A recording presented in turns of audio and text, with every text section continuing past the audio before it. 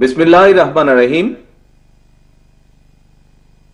ঐতিহাসিক 7ই নভেম্বর জাতীয় বিপ্লব ও সংহতি দিবসের 50 বৎসর পূর্তি উপলক্ষে বিএনপি আয়োজিত আজকের এই আলোচনা সভার সম্মানিত সভাপতি, বাংলাদেশ জাতীয়তাবাদী দল বিএনপির সম্মানিত মহাসচিব জনাব মির্জা ফখরুল ইসলাম আলমগীর, মঞ্চে উপস্থিত স্থায়ী কমিটির সম্মানিত সদস্যবৃন্দ, দেশ বরেণ্য এবং সিভিল সোসাইটির সম্মানিত আলোচকবৃন্দ, প্রতিনিধিবৃন্দ এবং সম্মেলন অনুষ্ঠানে উপস্থিত বিভিন্ন রাজনৈতিক দলের সম্মানিত নেতৃবৃন্দ, আমন্ত্রিত অতিথিবৃন্দ, আসসালামু আলাইকুম। প্রিয় উপস্থিতিবৃন্দ, এতক্ষণ আলোচনায় আমরা 1975 সালের 7ই নভেম্বরের প্রেক্ষাপট এবং দেশের চলমান রাজনৈতিক পরিস্থিতি সম্পর্কে বক্তাদের বিভিন্ন রকম তথ্যবহুল আলোচনা আমরা সকলে মন দিয়ে শুনেছি। এই আলোচনার মাধ্যমে আমরা অনেক কিছু জানা ছিল না। আমার ধারণা এখানে অনেকে উপস্থিত আছেন যাদের অনেক কিছু জানা ছিল না। আমরা এইসব আলোচনার মাধ্যমে সেগুলো জানতে পেরেছি। 1975 সালের 7ই নভেম্বর ছিল বাংলাদেশের শত্রু এবং মিত্র চিহ্নিত করার দিন। সকল উপস্থিতিবৃন্দ, সম্মানিত নেতৃবৃন্দ, আমার সামনে আজকে মঞ্চে এবং মঞ্চের সামনে উপস্থিত সিভিল সোসাইটি সহ বহু রাজনৈতিক ব্যক্তিত্ব, সম্মানিত ব্যক্তিত্ববর্গ উপস্থিত আছেন। নর্মালি আমি চেষ্টা করি আমার বক্তব্য হয়তো একটু ছোট করতে। আজকে যদিও অনুষ্ঠানটি অনেক লম্বা হয়ে গেছে, তারপরেও আমি ক্ষমা চেয়ে নিচ্ছি। আজকে আমার অনেকগুলো কথা আপনাদের সামনে, আমার চিন্তা অনেকগুলো আপনাদের সামনে আমি তুলে ধরতে চাই। সেই জন্য যদিও বা বিরক্তির উদ্রেক হয়, তারপর আপনাদেরকে আমি বিনীতভাবে অনুরোধ করব যদি ধৈর্য সহকারে আমার কথাগুলো বলার সুযোগ আমাকে দেন। ধন্যবাদ। প্রিয় উপস্থিতিবৃন্দ, সম্মানিত নেতৃবৃন্দ, আমন্ত্রিত অতিথিবৃন্দ, বাংলাদেশের জন্মযুদ্ধ থেকেই শুরু করে দেশের প্রতিটি ঐতিহাসিক প্রেক্ষাপট যদি আমরা আলোচনা করতে যাই, তাহলে প্রথমে একটি কথা আমার অনেক সময় মনে পড়ে। কথাটি অনেকটা এরকম: অতীত নিয়ে সবসময় পড়ে থাকলে এক চোখ অন্ধ, কিন্তু অতীতকে যদি আমরা ভুলে যাই তাহলে মনে হয় আমাদের দু চোখই অন্ধ। সুতরাং আমাদেরকে যেরকম সব সময় ইতিহাস চর্চায় থাকার মনে হয় দরকার নেই, অপরদিকে ভবিষ্যতের পথ চলাও ইতিহাস থেকে শিক্ষা গ্রহণ না করাটাও বোধহয় আরেকটি ঐতিহাসিক ভুল হতে পারে।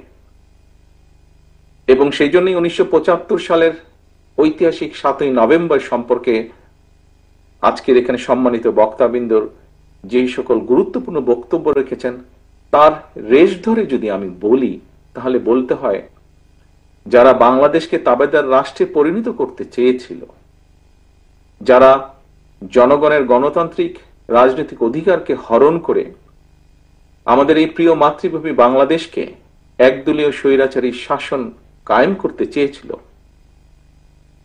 যারা দেশের শৌর্য, বীর্য, সাহস এবং সম্মানের প্রতীক বাংলাদেশ সেনাবাহিনীর গৌরবকে ভুলুণ্ঠিত করতে চেয়েছিল, 1975 সালের 7ই নভেম্বরের এই দিনে দেশপ্রেমিক সিপাহী জনতার ঐতিহাসিক বিপ্লবের মাধ্যমে তাদের পরাজয় ঘটেছে।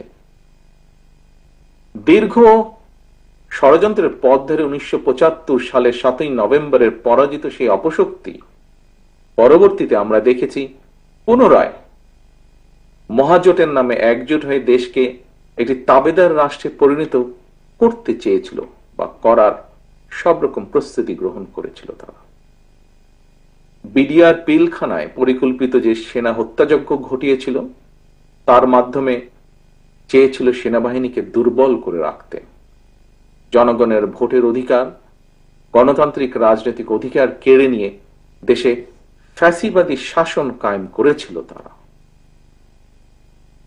সম্মানিত উপস্থিতিবৃন্দ, হাজারো শহীদের আত্মত্যাগের মধ্য দিয়ে বীর জনতার গণ অভ্যুত্থানে দীর্ঘ 1.5 দশকের বেশি সময় পর দেশ ফ্যাসিবাদ মুক্ত হয়েছে।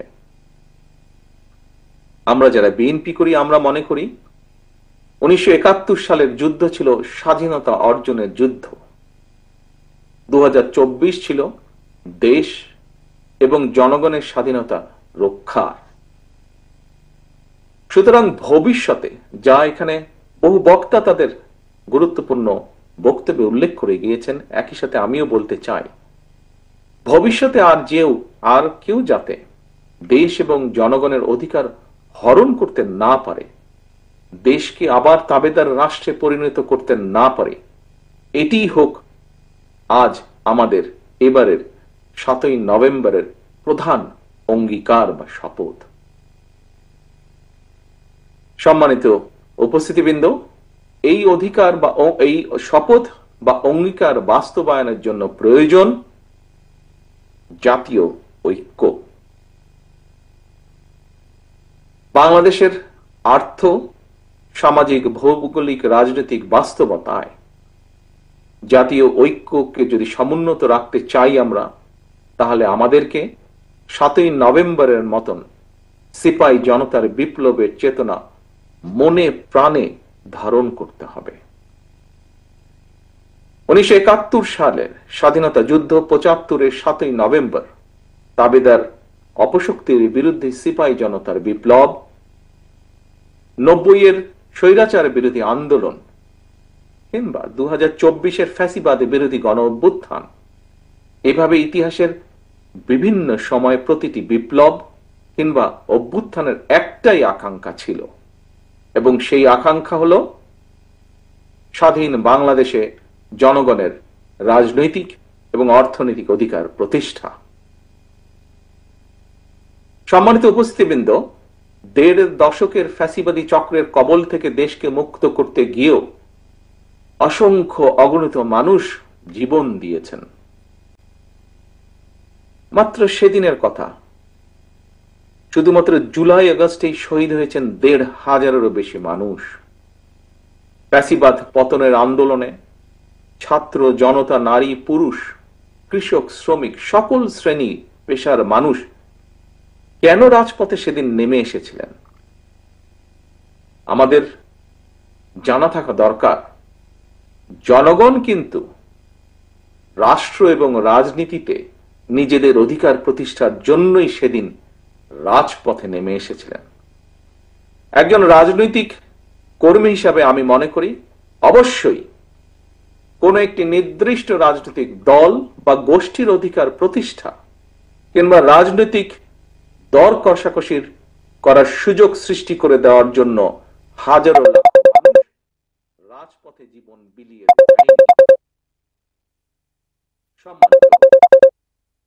উপস্থিতিবৃন্দ, জনগণের অধিকার প্রতিষ্ঠার জন্য জনগণের সরাসরি ভোটে জনগণের কাছে জবাবদিহিমূলক সরকার প্রতিষ্ঠার ক্ষেত্র যখন প্রস্তুত হচ্ছে, আমরা খেয়াল করে দেখছি তখন কয়েকটি রাজনৈতিক দল অন্তর্বর্তীকালীন সরকারের দুর্বলতার সুযোগ নিয়ে কার্যত গণতান্ত্রিকামী জনগণের রাজনৈতিক অধিকার প্রতিষ্ঠার বিরুদ্ধেই মনে হয় অবস্থান নিচ্ছে বা নিয়েছে। আমি একজন রাজনৈতিক কর্মী হিসাবে আমার দলের পক্ষ থেকে আবারও ফ্যাসিবাদ বিরোধী আন্দোলনের সহযোগীদের, এখানে সেই সহযোগীদের, আমাদের আন্দোলনের রাজপথের বহু সহযোগী আজ উপস্থিত আছেন, সেই সহযোগীদের দৃষ্টি আকর্ষণ করে বলতে চাই, বর্তমান দুর্বল অন্তর্বর্তীকালীন সরকারকে হুমকি ধমকি না দিয়ে আগামী ফেব্রুয়ারি মাসে জনগণের সেই সকল সহযোগী যারা ছিলেন, যাদের নিয়ে বিভিন্ন সন্দেহ প্রকাশ হচ্ছে, তাদেরকে লক্ষ্য রেখে সাথে আজকে যারা উপস্থিত আছেন তাদেরকে সাথে নিয়ে বলতে চাই, অন্তর্বর্তীকালীন সরকারকে হুমকি ধামকি না দিয়ে আগামী ফেব্রুয়ারি মাসে জনগণের মুখোমুখি হই আমরা, চলুন জনগণের মুখোমুখি আমরা সকলে হই, চলুন। আমাদের প্রতিটি রাজনৈতিক দলের মনে হয় একটি কথা গুরুত্ব সহকারে মনে রাখা প্রয়োজন। নিজ নিজ দলীয় সমর্থক নেতাকর্মীদের বাইরে কিন্তু অরাজনৈতিক কিংবা নির্দলীয় এক বিশাল সংখ্যক জনগোষ্ঠী রয়ে গিয়েছে। এই লাখো কোটি অরাজনৈতিক কিংবা নির্দলীয় জনগোষ্ঠীর প্রত্যাশা বাস্তবায়নের দিকে নজর দেওয়া রাজনৈতিক দলের প্রতিনিধি হিসাবে আমাদের প্রত্যেকের অত্যন্ত পবিত্র এবং গুরুত্বপূর্ণ দায়িত্ব বলে একজন রাজনৈতিক কর্মী হিসাবে আমি দৃঢ়ভাবে বিশ্বাস করি। প্রিয় সম্মানিত উপস্থিতিবৃন্দ, মাসের পর মাস ধরে দেশের জনগণ দেখে আসছিল অনেকগুলো রাজনৈতিক দলের আমন্ত্রিত প্রতিনিধিরা বিভিন্ন বিষয় নিয়ে আলোচনা করে অন্তর্বর্তীকালীন সরকারের মেয়াদকালের একটি উল্লেখ্য সময় পার করে দিয়েছে। কিন্তু এইসব আলোচনায় অরাজনৈতিক কিংবা নির্দলীয় সেই যে বিশাল জনগোষ্ঠীর কথা আপনাদের সামনে আমি উল্লেখ করলাম, সেই জনগোষ্ঠীর নিত্যদিনের স্বার্থ সংশ্লিষ্ট বিষয়গুলো কতটুকু বা কি কি আলোচিত হয়েছে, এটি বোধহয় একটি বিশাল প্রশ্ন। আমন্ত্রিত রাজনৈতিক প্রতিনিধি দলের সদস্যরা অন্তর্বর্তীকালীন সরকারের সঙ্গে কৃষি, শিক্ষা, স্বাস্থ্য, কর্মসংস্কার নিয়ে কি আলোচনা হয়েছে? সেখানে নারীর নিরাপত্তা এবং কর্মসংস্থান, তরুণ জনগোষ্ঠীর স্বাস্থ্য সংশ্লিষ্ট বিষয়গুলো নিয়ে কি আলোচনায় গুরুত্ব পেয়েছিল? দেশের কৃষক, শ্রমিক, দিনমজুর, স্বল্প আয়ের মানুষ কিংবা নিম্ন মধ্যবিত্ত জনগোষ্ঠীর প্রতিদিনের যে জীবন যুদ্ধের কথা, সেগুলো কি সেখানে আমরা চাইলেও আলোচনা করার সুযোগ কি পেয়েছি? বা আলোচনার যে তালিকা ছিল সেখানে কি স্থান করে নিতে পেরেছিল? সম্মানিত উপস্থিতিবৃন্দ, দেশে মনে হয় শুধু কোটা সংস্কার নয়, একই সাথে একটি সময় নিরাপদ সড়কের জন্য কিন্তু তুমুল আন্দোলন হয়েছে। সম্মানিত উপস্থিতিবৃন্দ, 2024 সালের দেশে মনে হয় মাস থেকে যতটুকু আমার মনে আসে নয়, 2025 সালের সেপ্টেম্বর মাস পর্যন্ত গত এক সময় নিরাপদ সড়কের দেশের সড়ক তুমুল আন্দোলন হয়েছে। সম্মানিত উপস্থিতিবৃন্দ, মানুষ 2024 সালের দেশে মনে হয় মাস থেকেছেন নয়, এদের 2025 সালের সেপ্টেম্বর মাস 48% নারী এবং শিশু। নিরাপদ সড়ক দেশের সড়ক তুমুল আন্দোলন আহত হাজার মানুষ 2024 সালের দেশে মনে হয় মাস থেকেছেন। এই যে এত হাজার মানুষ, এদের 2025 সালের সেপ্টেম্বর মাস 48% এই পরিবারগুলোর কি অবস্থা হয়েছে পরবর্তীতে? আমরা কি কখনো সেগুলো বিষয় নিয়ে আলোচনা করেছি, চিন্তা করেছি যে 13,000 মানুষ বা তারও কিছু বেশি মানুষ আহত হয়েছেন, যে শিশু, যে নারী নিহত বা আহত হয়েছেন, পরবর্তীতে তাকে নিয়ে আহত হলে অথবা নিহত হলে তার পরিবার নিয়ে, তাদের বিষয়গুলোকে নিয়ে কি আমরা আলোচনা করেছি? তারা তো আমাদেরই সমাজের অংশ, দেশের অংশ। সম্মানিত উপস্থিতিবৃন্দ, বিশ্বে খুব সম্ভবত সড়ক দুর্ঘটনায় সবচেয়ে বেশি হতাহত তালিকায় বাংলাদেশ জায়গা করে নিয়েছে। কিন্তু অন্তর্বর্তীকালীন সরকারের সঙ্গে নানা বিষয় নিয়ে শত শত দফা নিয়ে আলোচনা হলেও সড়ক নিরাপত্তার বিষয়টি আলোচনায় মনে হয় জায়গা করে নিতে পারেনি। এইসব প্রশ্নগুলো কিন্তু কাউকে দোষারোপ করার জন্য আমি এখানে উপস্থাপন করছি না। একজন রাজনৈতিক কর্মী হিসাবে আজকে আমি বহু বরেণ্য ব্যক্তির সামনে সুযোগ পেয়েছি কথা বলার। আমি একজন রাজনৈতিক কর্মী হিসাবে আমার জিজ্ঞাসাগুলো আপনাদের সামনে তুলে ধরতে চাইছি। প্রিয় উপস্থিতিবৃন্দ, আমাদের রাজনীতি তাহলে কাদের জন্য? দেশের সাম্প্রতিক পরিস্থিতিতে একজন রাজনৈতিক কর্মী হিসাবে আমার কিছু উপলব্ধির কথা আমি আপনাদের সঙ্গেই শেয়ার করছি। এজন্য হয়তো একটু সময় লাগছে বেশি। আমি আবারও আপনাদের যদি বিরক্তির উদ্রেক করে থাকি তার জন্য আপনাদের কাছে ক্ষমা চেয়ে নিচ্ছি।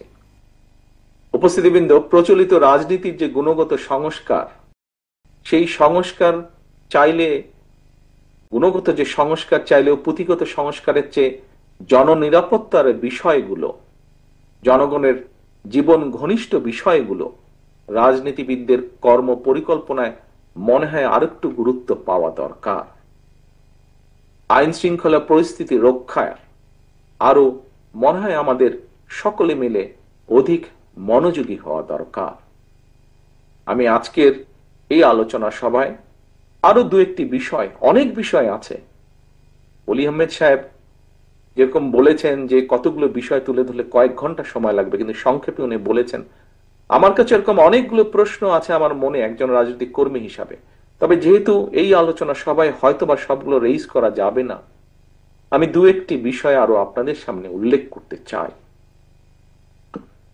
সম্মানিত উপস্থিতবৃন্দ, আমার যতটুকু ধারণা আছে, যতটুকু আমি জেনেছি, দেশে এবার 1 কোটি, খুব সম্ভবত 1,15,00,000 টন আলু উৎপাদন হয়েছে।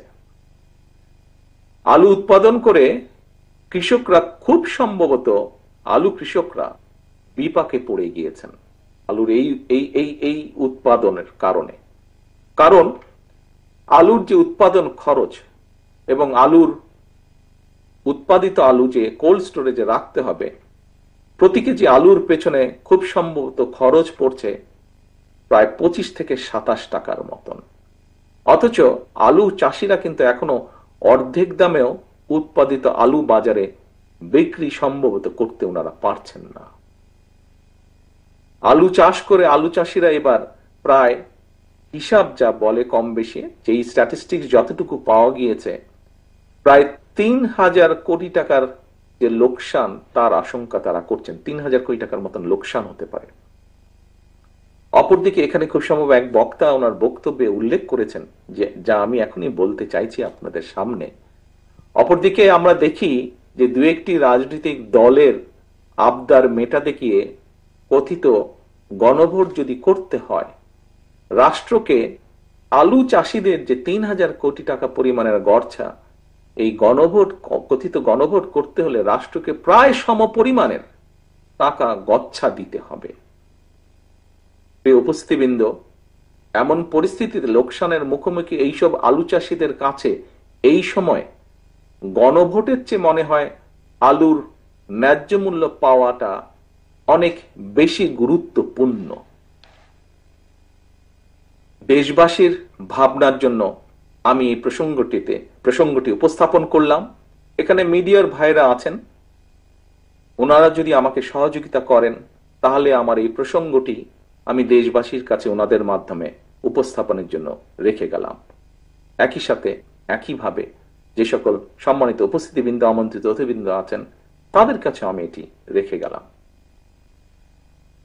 এরপরে উপস্থিতিবৃন্দ, আমি আরেকটি বিষয়ে আসি, আরেকটি বিষয় আপনাদের সামনে তুলে ধরতে চাই। এটিও, এখান থেকে মিটিং শেষ করে আপনারা ঘরে ফিরে যাবেন এবং ঘরে ফিরে গিয়ে নিশ্চয়ই আপনারা এখানে 4 ঘন্টা ধরে আছেন, কিছুটা ক্ষুধার্ত, কাজে আপনারা যাই মোটামুটি খান না কেন, আমি যে বিষয়টি এখানে উল্লেখ করব সেটি তার সাথে রিলেটেড বা সেটি সম্পর্কিত। কি সেটি? এবার আমি আসি পেঁয়াজ উৎপাদন প্রসঙ্গে। উপস্থিতিবৃন্দ, আমি যতটুকু জানি, আমার পক্ষে যতটুকু সম্ভব হয়েছে, দেশে চাহিদার যে পরিমাণ পেঁয়াজের চাহিদা বা যে পরিমাণ উৎপাদন হয়, আমাদের কৃষকদের কম বেশি মোটামুটি সক্ষমতা রয়েছে, যদি তাদেরকে সহযোগিতা করা হয় বিভিন্নভাবে, সক্ষমতা রয়েছে মোটামুটি ভাবে আমাদের যেটার ডিমান্ড, রিকোয়ারমেন্ট, সেটি উৎপাদন করার। তবে দেশে পেঁয়াজ সংরক্ষণ, সুষ্ঠুভাবে সংরক্ষণ করার কোনো ব্যবস্থা সেভাবে না থাকে, অর্থাৎ কোল্ড স্টোরেজ না থাকায় আমাদেরকে প্রতি বছর পেঁয়াজের জন্য নির্ভর করতে হয়, আমদানি করতে হয়, পেঁয়াজ আমদানির উপর নির্ভর করতে হয় আমাদের। আমার কাছে মনে হয়েছে জনগণের হাজার হাজার কোটি টাকা ব্যয় করে কথিত গণভোট উৎপাদনের চেয়ে সেই টাকায় পেঁয়াজ সংরক্ষণ বা কোল্ড স্টোরেজ যদি স্থাপন করা হয়, এটা বোধহয় কৃষকদের কাছে গণভোটের চেয়ে অনেক বেশি গ্রহণযোগ্য হবে। তবে সবচেয়ে কষ্ট বা আনফরচুনেট ব্যাপার হচ্ছে, পেঁয়াজ কৃষক বলুন বা অন্য যেই কৃষকের কথাই বলুন না কেন, তাদের কথাগুলো যেরকম তাদের বলার জায়গা নেই, এই মুহূর্তে তাদের হয়ে কথাগুলো তুলে ধরারও বোধহয় কোনো জায়গা নেই। ভেরি আনফর্চুনেট যেটি। উপস্থিতিবৃন্দ, সম্মানিত নেতৃবৃন্দ, বরেণ্য ব্যক্তিবর্গ,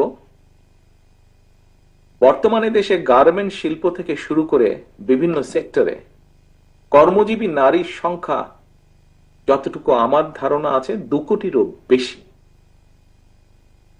এত অধিক সংখ্যক নারী যদি 8 ঘন্টার পরিবর্তে 5 ঘন্টা কাজ করতে বাধ্য হয়, তাহলে তাদের বাকি কর্ম ঘন্টার টাকাটা কে দিবে? এটি একটি বিরাট প্রশ্ন। নারীর কর্মঘণ্টা কমানোর কথা বলে চাকরিদাতাদেরকে কি কৌশলে নারীদেরকে চাকরি না দেওয়ার জন্য কি উৎসাহিত করা হচ্ছে না? আমি যতটুকু জেনেছি, এই কথাটি প্রকাশিত হওয়ার পরে দেশের নারী সমাজ, যারা বিভিন্নভাবে কর্মসংস্থানের সাথে সংশ্লিষ্ট আছেন, সেটি গার্মেন্টস হোক বা বিভিন্ন সেক্টরেই হোক, তাদের মধ্যে একটি আতঙ্ক ছড়িয়ে পড়ছে। প্রিয় সম্মানিত উপস্থিতিবৃন্দ, মানুষ যখন কর্মহীন হয়ে পড়ছে, এমন পরিস্থিতিতে কর্মজীবী নারীদের মনে ছড়িয়ে পড়া যে চাকরির সংকোচনের আতঙ্ক, এটা বোধহয় অনেক বেশি গণভোটের চেয়ে দরকার, অনেক বেশি তাদেরকে আশ্বস্ত করা যে তাদের এই আতঙ্কিত হবার কোনো কারণ নেই। তাদের কাছে এই আতঙ্কটি বোধহয় গণভোটের চেয়ে অনেক বেশি গুরুত্বপূর্ণ মনে হয়। এই আতঙ্ক কাটানোটাও গুরুত্বপূর্ণ। উপস্থিতিবৃন্দ, দেশে বেকারত্বের হার বেড়েই চলেছে। পত্রিকার পাতা খুললেই এরকম সংবাদ প্রায়শই আমাদের চোখে পড়ে। টিভি টকশো খুললেই এই ধরনের কথাবার্তা অনেক টকশোতে অংশগ্রহণকারী ব্যক্তির কাছ থেকে আমরা জানতে পারি। সম্প্রতি একটি বেসরকারি গবেষণা প্রতিষ্ঠানের রিপোর্টে বলা হয়েছে, দেশে বর্তমানে দারিদ্র্যের হার 28% এবং আরো 18% মানুষ যে কোনো সময় গরিব হওয়ার ঝুঁকিতে রয়েছেন। স্ট্যান্ডার্ড অনুযায়ী যেই স্কেলের নিচে গেলে গরিব বলে একজন মানুষকে মনে করা হয়, এরকম 18% মানুষ সেই ঝুঁকিতে রয়েছেন।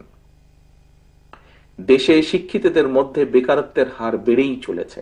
দেশে উচ্চ মাধ্যমিক এবং গ্র্যাজুয়েট ডিগ্রিধারী প্রতি 5 জনের মধ্যে 1 জন বেকার। আজকের আমাদের এই অনুষ্ঠানের মধ্যে খুব সম্ভবত গার্মেন্ট শিল্পের সাথে জড়িত এরকম কয়েকজন ব্যক্তি উপস্থিত আছেন। সম্প্রতি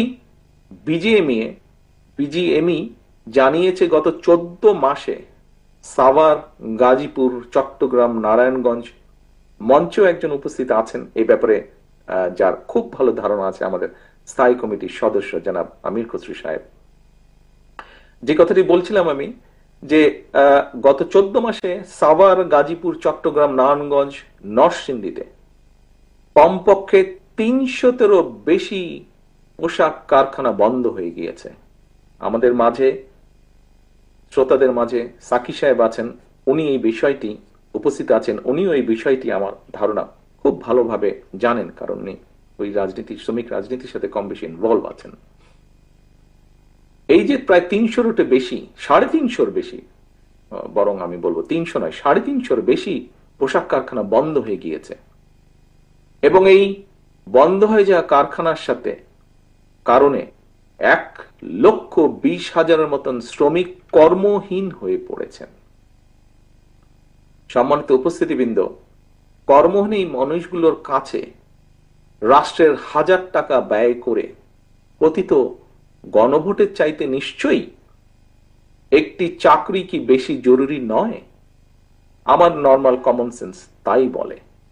যে কোনো একজন স্বাভাবিক মানুষের কমন সেন্স তাই বলবে যে হাজার হাজার কোটি টাকা খরচ করে কথিত গণভোটের চেয়ে চাকরি হারা একজন ব্যক্তি মানুষের কাছে সবচেয়ে বেশি প্রায়োরিটি হচ্ছে একটি চাকরি বা একটি কর্মসংস্থান।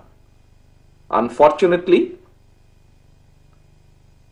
মাসের পর মাস রাষ্ট্র মেরামতের নানা উপাদান নিয়ে আমরা আলোচনা করেছি, একটি চাকরি। বা একটি কর্মসংস্থান। কিন্তু রাষ্ট্রের আনফরচুনেটলি বেকারদের কর্মসংস্থান নিয়ে আলোচনার জন্য মাসের পর দফা বা একটি দিন রাষ্ট্র মেরামতের নানা উপাদান নিয়ে আমরা আলোচনা করেছি। সম্মানিত নেতৃবৃন্দ, বিশিষ্ট উপস্থিত ব্যক্তিবর্গ, দীর্ঘ ১.৫ দশকের ফ্যাসিবাদী শাসন আমলে দেশের শিক্ষা ব্যবস্থাকে সম্পূর্ণভাবে পরিকল্পিতভাবে ধ্বংস করে দেওয়া হয়েছিল। এত সংস্কার কমিটি হলো, অথচ একটি শিক্ষা সংস্কার কমিটি কিন্তু করা হলো না। শিক্ষা ব্যবস্থা বিপর্যয়ের একটি ছোট্ট দিক, কিন্তু আমার দৃষ্টিতে অসম্ভব গুরুত্বপূর্ণ একটি দিক আপনাদের সামনে আজকের এই আলোচনা সভায় আমি উপস্থাপন করতে চাই। উপস্থিতিবৃন্দ, গত অক্টোবর মাসে প্রকাশিত উচ্চ মাধ্যমিক, আমি জানি না আপনারা খেয়াল করেছেন কিনা বিষয়টি, যেভাবেই হোক আমি খেয়াল করার সুযোগ হয়েছে আমার। গত অক্টোবর মাসে প্রকাশিত উচ্চ মাধ্যমিক পরীক্ষার ফলাফলে যদি আমরা বিবেচনা করি, আমরা দেখব 2025 সালে উচ্চ মাধ্যমিক পরীক্ষায় পাশের হার ছিল সর্বনিম্ন। শুধু তাই নয়, আমরা যদি আরেকটি জিনিস খেয়াল করি, সবগুলো যদি বিবেচনা করি, দেশে 200টারই বেশি শিক্ষা প্রতিষ্ঠান যেখানে একজন শিক্ষার্থীও পাশ করেনি। এটি তো গেল একটি দিক। এর ভিতরে আরেকটি অত্যন্ত ডেঞ্জারাস বিষয়, খুব অ্যালার্মিং একটি বিষয় আপনাদের সামনে আমি এখন উপস্থাপন করতে চাই। সিরিয়াস বা দুশ্চিন্তার বিষয় হলো, সবচেয়ে বেশি শিক্ষার্থী অকৃতকার্য হয়েছেন ইংরেজি বিষয়ে, ইংরেজি সাবজেক্টে। 9টি সাধারণ শিক্ষা বোর্ডের অধীনে 1/3 বেশি শিক্ষার্থী ইংরেজি সাবজেক্টে পাশ করেননি বা করতে পারেননি। উপস্থিতিবৃন্দ, ইংরেজির পরে সবচেয়ে বেশি সংখ্যক শিক্ষার্থী যেটিতে অকৃতকার্য হয়েছেন সেটি হচ্ছে তথ্য প্রযুক্তি, অর্থাৎ আইসিটি। এই বিষয়ে অকৃতকার্য হয়েছেন। ইংরেজি এবং আইসিটির মতন এমন গুরুত্বপূর্ণ দুটি বিষয় এভাবে অকৃতকার্য হতে থাকলে বর্তমানে এই এআই যুগের এই প্রতিযোগিতামূলক বিশ্বে একটা জাতি হিসাবে আমরা কিভাবে সম্মান এবং মর্যাদার সঙ্গে টিকে থাকবো বা থাকা সম্ভব, আমার মনে হয় এই বিষয়টি এখানে আমরা যারা ঘরে উপস্থিত আছি, বিশেষ করে যারা আমরা জনগণকে সামনে রেখে জনগণের জন্য রাজনীতি করি, আমাদের প্রত্যেকটি মানুষকে অত্যন্ত সিরিয়াসলি বোধহয় চিন্তা করা প্রয়োজন। বর্তমান গ্লোবাল ভিলেজে শিক্ষা দীক্ষায় টিকে থাকতে হলে আমাদেরকে তথাকথিত গণভোট নিয়ে গবেষণার পরিবর্তে আমার কাছে মনে হয় শিক্ষা সংস্কার নিয়ে গবেষণা করা বোধহয় অনেক অনেক বেশি জরুরি প্রয়োজন। সম্মানিত উপস্থিতিবৃন্দ, পলাতক লুটেরা বাহিনীর বেপরোয়া লুটপাটের পর দেশের ব্যাংকিং সেক্টর এখনো খুব সম্ভবত, যতটুকু পত্রপত্রিকার খবরে দেখছি, অবশ্যই ঘুরে দাঁড়াতে পারেনি। দেশের মনে হয় কমপক্ষে 24টি ব্যাংক এখনো মূলধন ঘাটতিতে পড়ে রয়েছে বা পড়েছে। আমি এখানে কতগুলো বিষয়, কতগুলো কনসার্ন আমি আপনাদের সামনে তুলে ধরছি। কাউকে কোন রকম ভয় দেখাতে চাইছি না আমি, বাট একজন রাজনৈতিক কর্মী হিসেবে আমার কতগুলো কনসার্ন আমি আপনাদের সামনে তুলে ধরতে চাইছি। উপস্থিতিবৃন্দ, দেশের অর্থনৈতিক পরিস্থিতি আমরা কম বেশি যদি সকল কিছু বিবেচনা করি, কম বেশি দিনে দিনে নাজুক হয়ে উঠছে। জিডিপি, যে জিডিপি নিয়ে আমরা বিগত সময়ে শুনেছি, স্বৈরাচারের সময় শুনেছি অনেক বড় বড় কথা, সেটি যে একটি ফাঁপা বেলুন ছিল, এটি প্রকাশিত হয়ে গিয়েছে। সেই জিডিপি প্রবৃদ্ধির হার মোটেও আশা অনুরূপ নয়। 2006 সালে বিএনপি সরকার যখন তত্ত্বাবধায়ক সরকারের কাছে রাষ্ট্র ক্ষমতা হস্তান্তর করেছিল, সেই সময় জিডিপির হার ছিল অলমোস্ট 7 পয়েন্টের কাছাকাছি। এরপরে যত সময় পার হয়েছে, কোন লুটেরা সরকারের সময় লুট হয়েছে, সেই লুট, তারাজ, দুর্নীতি সবকিছু আনপ্ল্যান অপশাসন কুশাসনের কারণে বিএনপি রেখে যাওয়া সেই অলমোস্ট প্রায় 7%, 6.8 থেকে 7% যে জিডিপি বিএনপি রেখে এসেছিল সেটি অতিক্রম করা সম্ভব হয়নি। এবং সবচেয়ে আশঙ্কার বিষয় হচ্ছে 200 মিলিয়ন বা 20 কোটি মানুষের দেশে এই মুহূর্তে যেই জিডিপি বিএনপি রেখে এসেছিল অলমোস্ট 6%, এখন প্রেডিকশন হচ্ছে এই নেক্সট ইয়ারে প্রেডিকশন হচ্ছে জিডিপি 4% উপরে কোনোভাবেই যাচ্ছে না, বরং কিছুটা হলেও 4% কম থাকছে।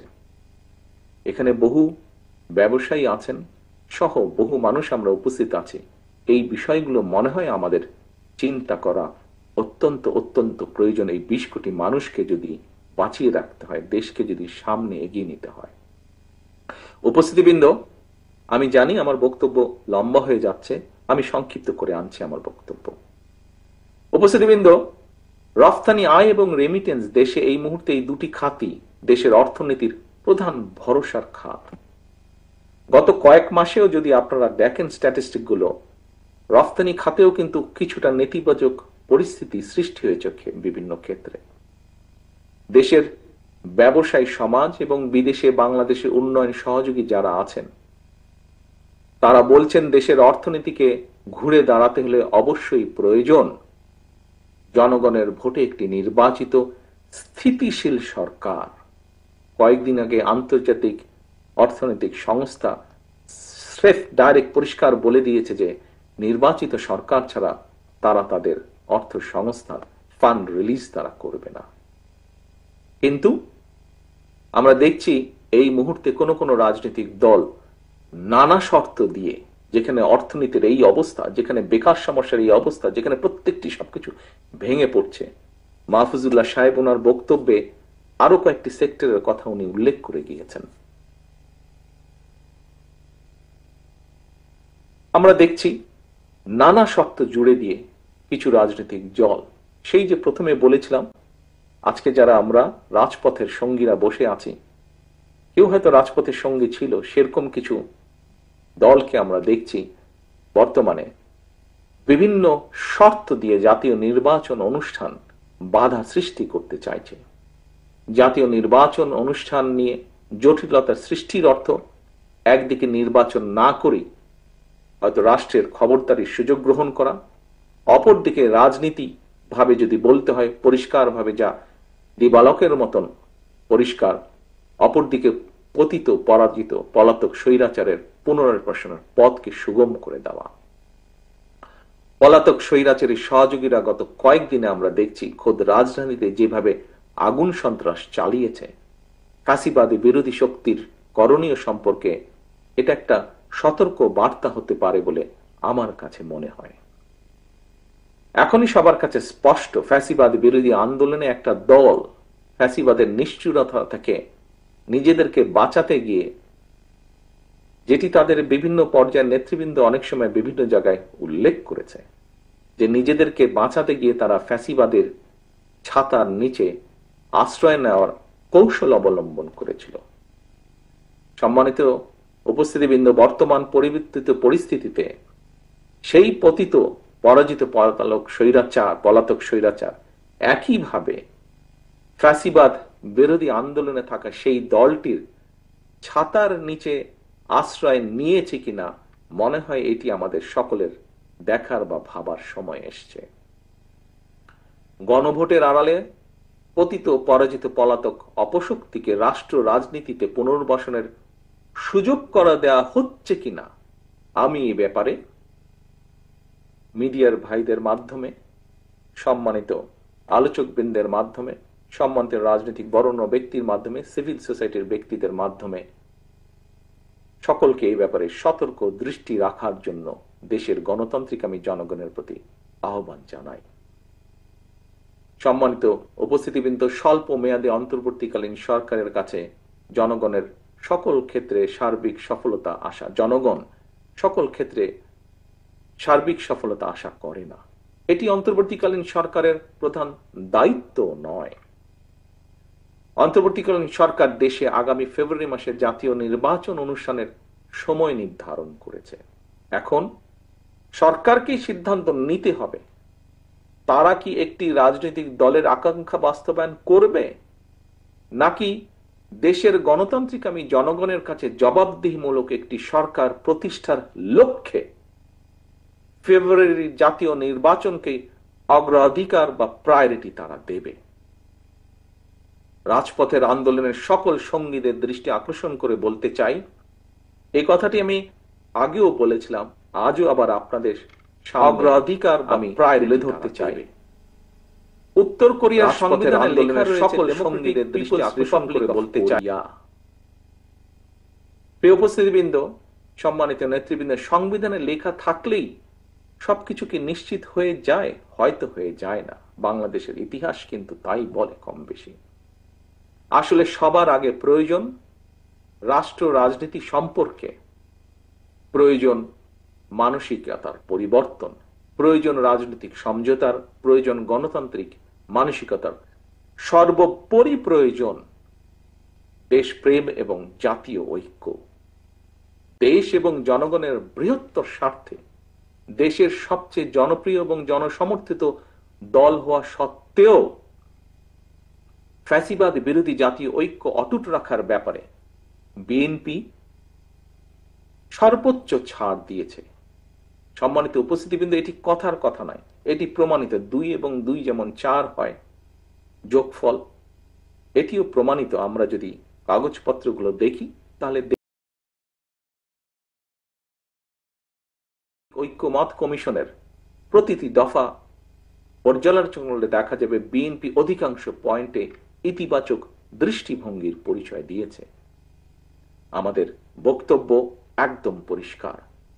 জুলাই সনদে যা অঙ্গীকার করা হয়েছে, যা আমরা সই করে এসেছি, বিএনপি এইসব অঙ্গীকার রক্ষা করবে, রক্ষা করতে দৃঢ় প্রতিজ্ঞ। তবে কোন রাজনৈতিক দল যদি অন্তর্বর্তীকালীন সরকারকে দুর্বল পেয়ে যা ইচ্ছা তাই আদায় করে নিতে চায়, কিংবা জনগণের দ্বারা বিএনপির বিজয় ঠেকাতে চায় বা কোনো অপকৌশল গ্রহণ করে, সেটি মনে হয় শেষ পর্যন্ত তাদের নিজেদের জন্যই রাজনৈতিক বিপর্যয়ের কারণ হয়ে দাঁড়াবে বা দাঁড়াতে পারে কিনা সে ব্যাপারে তাদের বোধহয় সতর্ক থাকা দরকার। রাজপথের সঙ্গীদের প্রতি আহ্বান, সেই সঙ্গীদের প্রতি যারা পরিস্থিতি ঘোলাটা করছেন বা করার চেষ্টা করছেন, দয়া করে পরিস্থিতি ঘোলাটা করবেন না। স্বাধীনতা এবং স্বাধীনতা প্রিয় দেশবাসী, বাংলাদেশের স্বাধীনতা সার্বভৌমত্ব বিরোধী চক্রান্ত নস্যাৎ এবং জনগণের গণতান্ত্রিক অধিকার রক্ষায় 1975 সালে 7ই নভেম্বরে সংগঠিত সিপাহী জনতার বিপ্লব উপলক্ষে আজকের আয়োজিত এই আলোচনা সভায় আমি স্বাধীনতার ঘোষকের একটি কথা আপনাদের সামনে আবার উচ্চারণ করতে চাই। অনেক আগে আমি কথাটি বলেছিলাম। সেই কথাটি কি? স্বাধীনতা ঘোষকের সেই কথাটি হচ্ছে, জাতীয় ঐক্য আমাদের শক্তি, বিভাজন আমাদের দুর্বলতা। সম্মানিত অতিথিবৃন্দ, বরেণ্য রাজনৈতিক বর্গ, সিভিল সোসাইটির সম্মানিত সদস্যবৃন্দ, আজকের আলোচক বৃন্দ, আমি আমার বক্তব্য শেষ করে দিতে চাই। শেষ করার আগে আমি একটি স্লোগান আপনাদের সামনে তুলে ধরতে চাই। এই স্লোগানটি 7ই নভেম্বর উপলক্ষে আজ আবার আমি আপনাদের সামনে উল্লেখ করতে চাই, তুলে ধরতে চাই। স্লোগানটি আমি আগেও দিয়েছি। আমি স্লোগানটি দেওয়ার মাধ্যমেই আমার বক্তব্য শেষ করব।